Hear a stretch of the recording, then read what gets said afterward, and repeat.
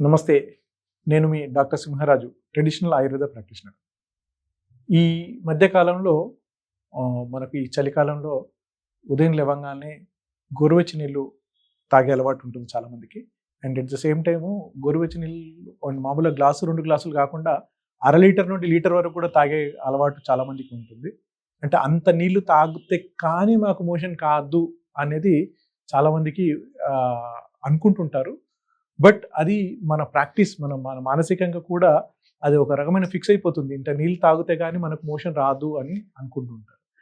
అయితే ఇక్కడ విషయం ఏంటంటే కాలకృత్యం అంటే ఉదయం లేవంగానే కాలకృత్యాలు అంటే మోషన్ ఫ్రీగా రావడం అనేది ఆరోగ్యకరమైన వాళ్ళకేంటంటే ఉదయం నిద్ర నుండి లేవంగానే వాళ్ళకి మన బాడీ డీటాక్స్ మోడ్‌లో ఉంటుంది. అంటే మన పెద్ద పేగులు చాలా యాక్టివ్‌గా ఉంటాయి. నిద్ర నుండి లేవంగానే సహజంగా వాళ్ళు వెనకటి రోజుల్లో ఎలా అంటే ఉదయం లేవంగానే ఫస్ట్ వాళ్ళు మోషన్‌కి వెళ్ళేవారు.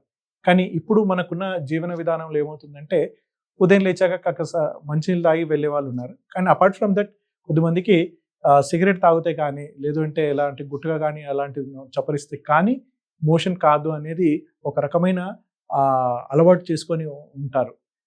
అయితే వీటన్నిటి నుండి మనం బయటపడాలంటే ఫస్ట్ థింగ్ మీరు ఉదయం లేచాక అంటే స్పెషల్లీ పెద్ద పేగులు మనకు చాలా డే అంతా మనకేమవుతుందంటే ఫిజికల్ యాక్టివిటీ లేకపోవడం అంటే ఒకటే దగ్గర గంటల తరబడి సిస్టమ్ ముందు కూర్చోవడం కానీ, ఆఫీస్‌లో కూర్చోవడం వల్ల ఏమవుతుందంటే మన పెద్ద పేగులు అనేది కదలిక లేకపోవడం వల్ల ఆ ఉదయం నిద్ర లేవంగానే ఏమవుతుందంటే సహజమైన ఏదైతే జారీ కావాలి మోషన్ అది రావట్లేదు. దానికేంటంటే మనం కొంచెం ఉదయం కొంతమంది ఏమంటారంటే ఉదయం మంచినీళ్ళు తాగేసేసి మలాసనం వేసి కాస్త కొన్ని ఫిజికల్ యాక్టివిటీ కొంచెం చేయడం వల్ల ఫ్రీ మోషన్ వచ్చే ఛాన్సెస్ ఈవెన్ చేసినా కానీ రాని వాళ్ళు చాలామంది ఉంటారు. దానికి కారణం ఏంటంటే మన ఆహారంలో ఫైబర్ లోపించడం. అంటే మనకు ఈ కీరా, క్యారెట్ లాంటివి గానీ లేకుంటే సహజమైన మన కూరల్లో, పళ్ళల్లో మనకు పీచు పదార్థం అనేది చాలా ఉంటుంది. అయితే ఈ ఎక్కువ బిర్యానీలు తినేవాళ్ళు, నాన్ వెజ్ తినే వాళ్ళకి ఏమవుతుందంటే అసలు ల్యాక్ ఆఫ్ ఫైబర్ అంటే పీచు పదార్థం దొరకనే దొరకదు. సో దానివల్ల ఏమవుతుందంటే వాళ్ళకు స్పెషల్లీ ఎక్కడైనా పార్టీస్ వెళ్ళి నాన్ వెజ్, బిర్యానీలు అవన్నీ బాగా తిన్నప్పుడు ఏమవుతుందంటే మోషన్ వెళ్ళడం చాలా ఇబ్బందిగా ఉంటుంది. అండ్ వచ్చినా గానీ చాలా హార్డ్ స్టూల్ వచ్చేసేసి ఏమవుతుందంటే అది రెక్టమ్ దగ్గర రప్చర్ అయిపోయి చిన్నగా బ్లీడింగ్ కావడము, మోషన్ చాలా టైట్‌గా అయిపోవడము, విపరీతమైన మంట, నొప్పితో కూడిన మోషన్ వచ్చే ఛాన్సెస్ కూడా మనం చూస్తూ ఉంటుంటాం అన్నమాట. సో దానికి మెయిన్ కారణం ఏంటంటే ల్యాక్ ఆఫ్ ఈ ఫైబర్ అన్నమాట.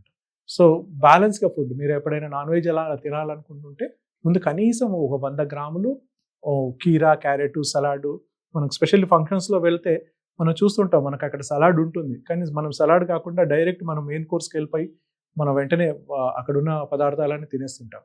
అయితే దానివల్ల ఈ డైజెషన్ సిస్టమ్ ప్రాబ్లమ్ వచ్చేసేసి ఈ పెద్ద పేగులు కదలకపోవడం వల్ల ఈ విపరీతమైన మలబద్ధకం అనేది సమస్య ఉంటుంది. సో ఈ మలబద్ధకం సమస్య నుండి బయటపడడానికి మనకు ఈ హోమ్ రెమెడీస్‌లో మనకు కొంతమంది మామూలుగా కొంచెం గోరువెచ్చని నీళ్ళలో తేనె, నిమ్మకాయ రసం వేసుకొని ఉదయం తాగుతుంటారు. అపార్ట్ ఫ్రమ్ దట్ త్రిఫలా చూర్ణం కూడా కాస్త మీకు సహాయపడుతుంది.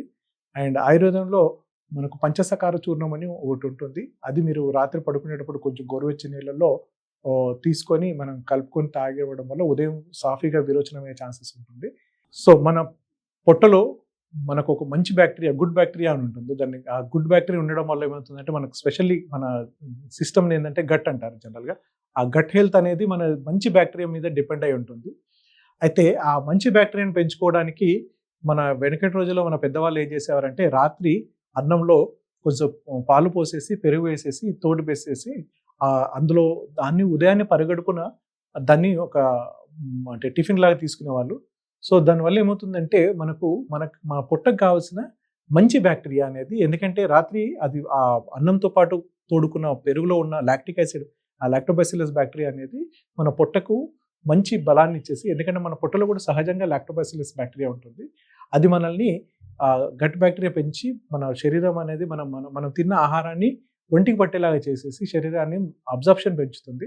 పెంచి శరీరం పుష్టికరంగా మనం ఏం తిన్నా గానీ అది మన శరీరానికి బట్టి శరీరం ఆరోగ్యంగా ఉండడానికి మనకి హెల్ప్ అవుతుంది. అండ్ ఇంకా క్రానిక్ సమస్య ఉన్న వాళ్ళకి ఏముందంటే అది వేరే కొన్ని డయాగ్నోసిస్ అంటే కొన్ని రకాల బలహీనత వల్ల అంటే వాళ్ళ కండరాలు చచ్చిపడిపోవడం వల్ల, వీక్ అయిపోవడం వల్ల కూడా ఈ క్రానిక్ మలబద్ధక సమస్యలు ఉంటుంది. దీని నుండి బయటపడాలంటే ఏంటంటే ఒకసారి మీరు మీ యొక్క డాక్టర్ని కలిసేసి మీరు సరైన సలహా సూచనలు తీసుకొని మీరు మందులు వాడొచ్చు. ఇంకా ఫర్దర్ నా సలహా సూచనలు కావాలనుకుంటే ఈ కింద ఇచ్చిన నెంబర్కి ఫోన్ చేసి మీరు కాంటాక్ట్ చేసుకోండి.